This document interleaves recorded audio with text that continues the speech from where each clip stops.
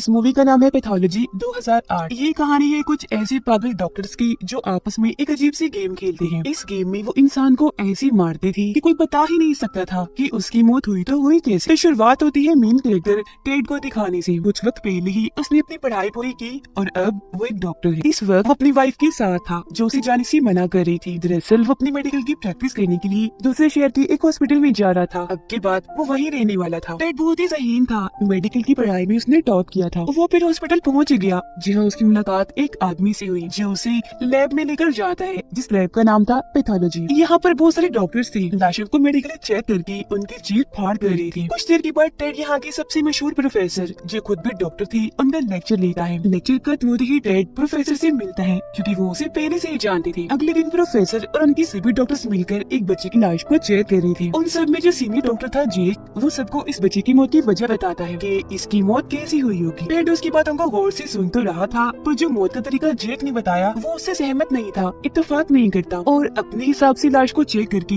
मौत की वजह बताता है। जिस सुनकर प्रोफेसर कहते हैं कि हाँ, जो तरीका टेड ने बताया है वही सही है, न कि जेक का। इसकी मौत ऐसी हुई है, मैं टेड से इत्तेफाक करता हूँ। ये सुनकर जेक को काफी गुस्सा आया। उल्टा सीधा बोलकर फाइल फेंक कर वहाँ से चलना चाहता है क्योंकि आज पहली बार उसे किसी ने गलत साबित कर दिया, वो भी किसी ऐसे इंसान ने जिसे आए अभी 2 दिन भी नहीं हुए थे। काम खत्म होने के बाद टेड जब हॉस्पिटल से घर जा रहा था तो एक डॉक्टर उसे धक्का देकर कहता है कि हम में से कोई भी तुम्हें पसंद नहीं करता। ये बात उसे अजीब तो लगती है पर वो सिर्फ इसे मजाक समझकर यहाँ से चला जाता है। अगले दिन इनके पास एक और आदमी की लाश आती है चेक करने के लिए। प्रोफेसर जब लाश के बारे में बता रहा था तो अचानक लाश हिलने लगी, जो बाहर लाशों में आम होती है क्योंकि कुछ देर के लिए दिमाग जिंदा रहता है और उसे पता ही नहीं होता कि पूरा जिस्म मर चुका है। ये देखकर टेड उसके गर्दन पर नोकदार चीज लेकर कट मारता है जिससे लाश के दिमाग और जिस्म का कनेक्शन ताल्लुक आपस में टूट जाता है। काम खत्म करने के बाद टेड जब वहाँ से जाने लगा तो वो लड़का टेड के पास आया जो उसे यहाँ लाया था। वो टेड को कहता है कि मैं तुम्हारे काम से बहुत मुतासिर हूँ, तुम बहुत अच्छा परफेक्ट काम करते हो, तुम्हारी काबिलियत की वजह से ही मैं तुमसे दोस्ती करना चाहता हूँ। जिसके लिए टेड मान गया और इनकी दोस्ती हो गई। इसी वक्त टेड देखता है कि मेरे साथ काम करने वाले सभी डॉक्टर्स कहीं जा रहे हैं जो उसकी तरफ देखकर अजीब तरह से मुस्कुरा रहे थे। वो कहाँ जा रहे थे टेड को पता नहीं था, लेकिन थोड़ा बहुत उसे अजीब लगता है। फिर उनको नजरअंदाज करके वो भी वहाँ से चला जाता है। अगले दिन सभी डॉक्टर्स रोज की तरह अपना काम कर रही थी, लाशों को मेडिकली चेक कर रही थी। तभी टेड के पास जेक आकर कहता है कि चलो तुम भी, हम सब डॉक्टर्स एक क्लब में जा रहे हैं पार्टी करने। टेड का पहले ही दिल नहीं लग रहा था, अपनी वाइफ को वो याद कर रहा था, इसीलिए पार्टी में जाने के लिए मान जाता है। सभी डॉक्टर्स फिर पार्टी में आकर खूब एंजॉय करने लगते हैं, शराब पीते हैं। यहाँ टेड को पता चला कि जो फीमेल डॉक्टर है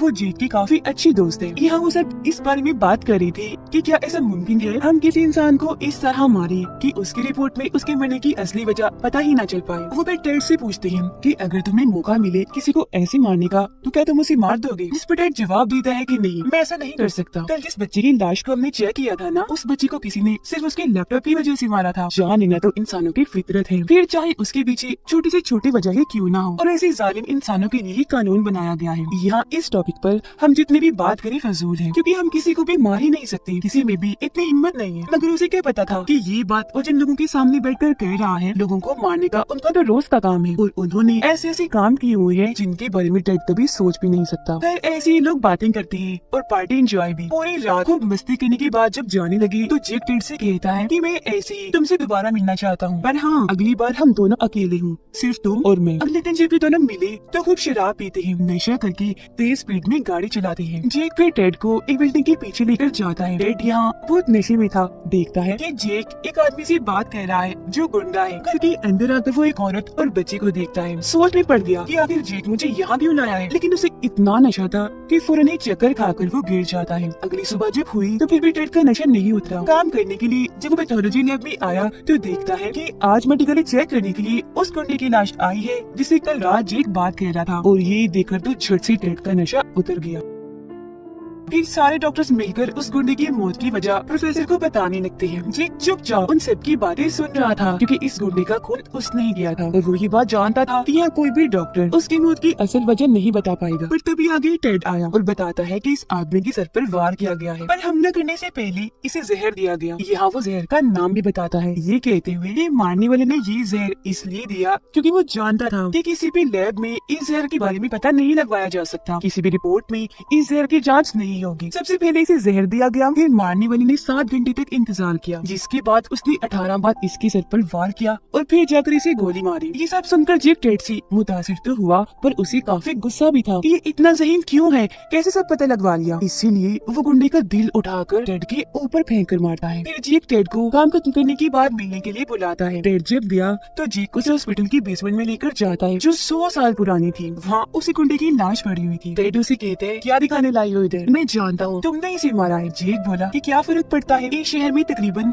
लाखों लोग हैं, इसकी मौत से किसी को कोई फर्क नहीं पड़ने वाला। और वैसे भी अगर मैंने इसे मारा तो अच्छा ही किया, एक बुरा इंसान था। और यहाँ रोज रोज लाशों के आने का सिलसिला ऐसे ही नहीं है, बल्कि ये एक गेम है, मौत का खेल है, जिसमें आओ तुम भी शामिल हो जाओ, बहुत मजा आता है। उम्मीद है तुम्हें भी काफी अच्छा लगेगा। इन डॉक्टर्स में से ही कोई एक डॉक्टर किसी बेकसूर इंसान को मारता था, जबकि बाकी साथी उस लाश को मेडिकली चेक करके बताते थे कि इसकी मौत कैसी हुई होगी और इसे कौन मार सकता है। वो मारने वाले डॉक्टर को मौत होने की वजह बताते थे और ये भी कि तुमने इसे कैसे मारा होगा। ये पागल डॉक्टर्स इस अजीब सी गेम को पिछले कई सालों से खेलते आ रहे थे, पर टेड मना कर देता है क्योंकि उसे लग रहा था कि जेक एक खूनी है जो सिर्फ अपने मजे एंजॉयमेंट के लिए मासूम लोगों को मारता है। जेक उसे कहता है, मुझे समझ लग गई है, तो मेरी बात नहीं मानोगे, अगर नहीं मानना तो भाग जाओ फिलहाल इधर से, यही तुम्हारे लिए बेहतर है। टेड जब वहाँ से जाने लगा तो देख लेता है कि इस मौत जैसी अजीब गेम में जेक अकेला नहीं है, बल्कि और लोग भी हैं जो सब मिलकर ये गेम खेलते हैं। ये सब जानकर टेड काफी परेशान हो गया। ये सोच कर उसे सारी रात नींद नहीं आती कि आखिर जेक ने मुझे ये सब कुछ इतनी आसानी से कैसे बता दिया। क्या उसे पुलिस का जेल जाने का कोई डर नहीं। परेशानी की आलम में वो जेक को कॉल करता है, पर उसकी परेशानी मजीद बढ़ जाती है जब जेक उसे ये कहता है कि बेसमेंट में लाश के पास मैं तुम्हारी उंगलियों के निशान और कुछ सबूत छोड़ कर आया हूँ। अगर तुम इस बारे में पुलिस को बताओगे तो पहले वो तुम्हें ही पकड़ेंगे, न कि मुझे। अगले दिन प्रोफेसर टेड को बताते हैं कि गुंडे की लाश के बारे में तुमने जो जानकारी दी थी वो गलत थी। मतलब तुमने बताया था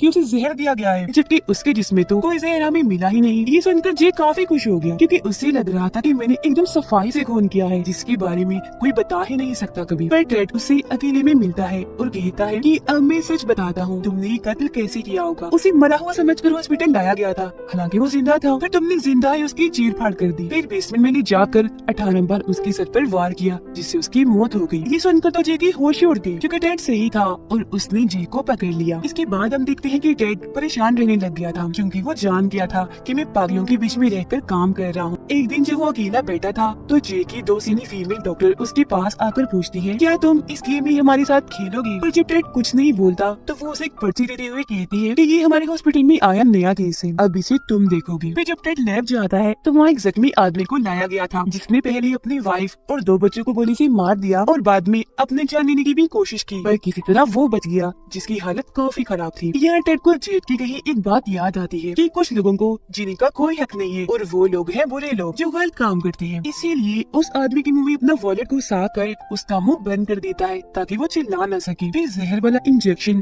कान में लगाकर उसकी जान ले लेता है। उसे ऐसे करते हुए जेक ने देख लिया था, इसीलिए वो टेड को कहता है कि हो सकता है आज रात तुम्हें नींद न आए, तुम बार बार टीवी पर खबरें देखोगे कि कहीं मेरे बारे में कोई खबर तो नहीं। ये तो नहीं बताया जा रहा कि टेड ने ये खून किया है, लेकिन धीरे धीरे तुम्हें इस बात का एहसास होगा कि इसके मुंह से किसी को कोई फर्क ही नहीं पड़ा और बस उस दिन के बाद तुम सबसे अलग इंसान बन जाओगे, बिल्कुल हमारे जैसे किसी से ना डरने वाले, बेखौफी लोगों को मारने वाले, फिर चाहे वो अच्छे लोग हो या मासूम लोग। जिसके बाद टेड भी उनकी गेम का हिस्सा बन जाता है।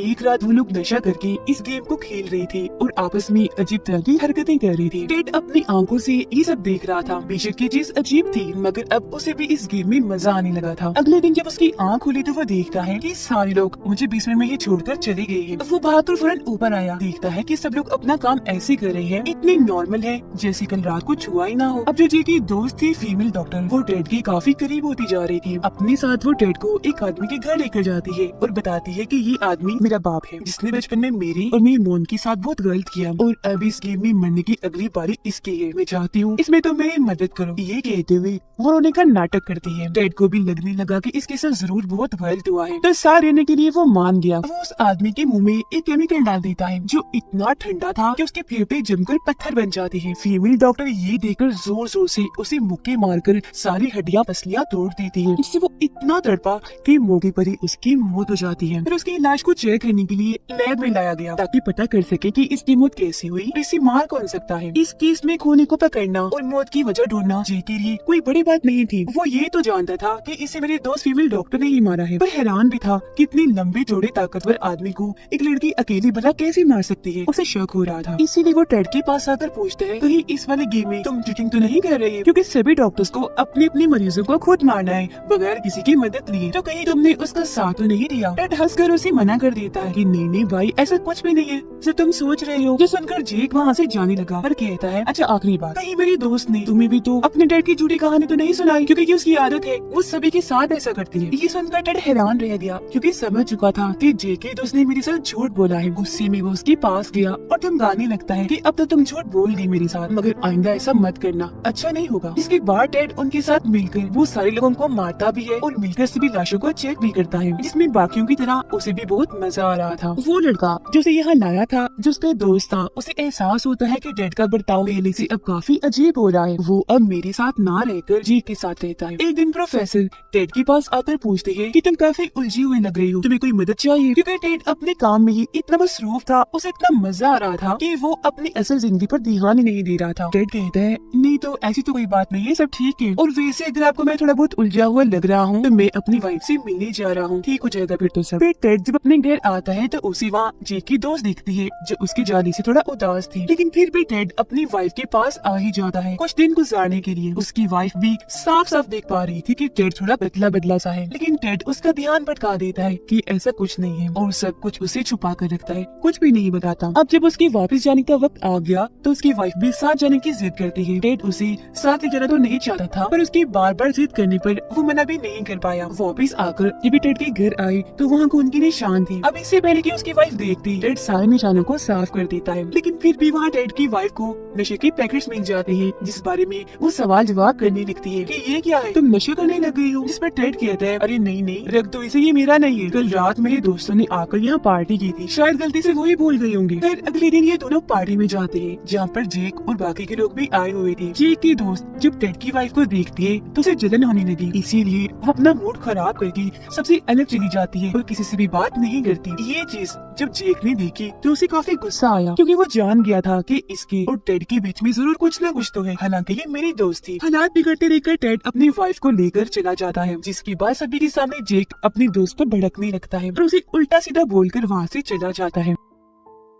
घर पर जब टेड और उसकी वाइफ सो रही थी तो आधी रात को उसके पास जेक की कॉल आई। टेड को लगा कि शायद वो मुझे गेम खेलने के लिए बुला रहा है, तो फौरन चला गया, लेकिन वहाँ जाकर तो टेड की होश उड़ जाती है, क्योंकि जेक ने 3 लड़कियों का खून कर दिया था। खुद भी वो पागलों जैसी हरकतें कर रहा था, जैसे बार बार घूम घूम कर गिर रहा था। टेड उस पर गुस्सा करता है कि तुम बहुत गलत कर रहे हो, गेम के नाम पर ऐसे तुम लोगों को नहीं मार सकते, एक साथ इतने सारे लोगों को। पर जेक उसे कहता है कि अपनी बकवास बंद करो, मैंने तुम्हें यहाँ बस वार्निंग देने के लिए बुलाया है, मेरी हर चीज से दूर रहो, मेरी दोस्त से भी दूर। बेशक मैं जानता हूँ कि इसमें तुम्हारी कोई गलती नहीं है, सब मेरी दोस्त कर रही है, वही तुम्हारी पीछे पड़ी हुई है, इसलिए मैं तुम्हें कुछ नहीं कर रहा, जाओ यहाँ से। टेड जब अपने घर आया तो उसके घर के बाहर जेक की दोस्त उसका इंतजार कर रही थी। हालांकि टेड उसे यहाँ से जाने का कहता है, पर वो उल्टा उसके साथ ही अजीब हरकतें करने लगी और उसे ऐसा करते हुए जेक देख लेता है। इसका मतलब था कि यहाँ कोई किसी का सगा नहीं था, सब भी एक दूसरे को धोखा दे रहे थे। अगले दिन टेड जेक को कहता है कि बस बहुत हो गया, अब मैं इस गेम को नहीं खेलना चाहता। इस पर जेक जवाब देता है कि ऐसा नहीं हो सकता, कोई भी इस गेम को नहीं छोड़ सकता, अगर तुमने ऐसा किया भी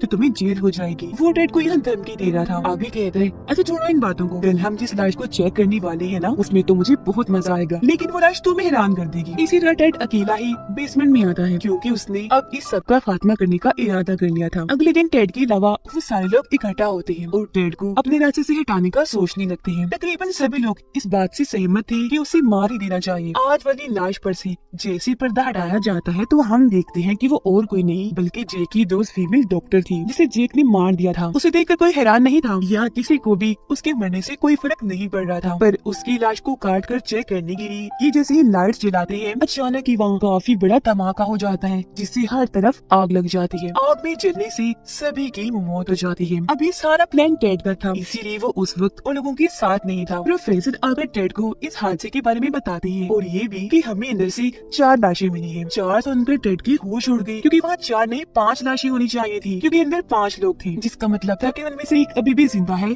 जो बचकर वहाँ से भाग गया। अगले सीन में हम देखते हैं कि वो आदमी और कोई नहीं बल्कि जेटी है, जो अपना बदला लेने के लिए टेड की वाइफ के पास उसके घर जा रहा है, जहाँ वो उसकी वाइफ को मार देगा। सारी बात जानकर टेड घबरा गया, फौरन अपनी वाइफ को कॉल करने लगता है, लेकिन जब उसकी वाइफ कॉल नहीं उठाती तो वो और परेशान हो गया, फौरन अपने घर के लिए भागने लगता है। लेकिन जब तक घर पहुँचता काफी देर हो चुकी थी, क्योंकि उसकी वाइफ की मौत हो गई थी। उसे मरा हुआ देखकर टेड टूट गया, गले लगाकर फूट फूट कर रोने लगता है और इस सबका जिम्मेदार खुद को समझ रहा था। अगले दिन प्रोफेसर उसके पास आकर कहते हैं कि मुझे तुम्हारी वाइफ की मौत का बहुत दुख है। टेड कहता है कि मैं नहीं चाहता मेरी वाइफ को और कोई हाथ लगाए, तो उसकी लाश को मेडिकली चेक मैं करूंगा। जिसके बाद टेड उसकी मौत की वजह जानने के लिए अलग अलग टेस्ट करने लगता है। लाश को काट कर अपनी रिपोर्ट में वो लिखता है कि मेरी वाइफ को एक जानलेवा बीमारी थी, उसकी वजह से ही वो मारी गई। एक रात जो वो देर तक काम कर रहा था तो चुपके से जेक यहाँ आ गया और टेड पर हमला करके बेहोश कर देता है। फिर उसे होश में लाकर कहता है कि मैं तुमसे अपनी इस हालत का बदला लेने आया हूँ, जिस हालत में मैं आज हूँ। फिर वो टेड की वाइफ की रिपोर्ट पढ़कर हंसने लगता है। ये बनाई है तुमने रिपोर्ट बीमारी वाली,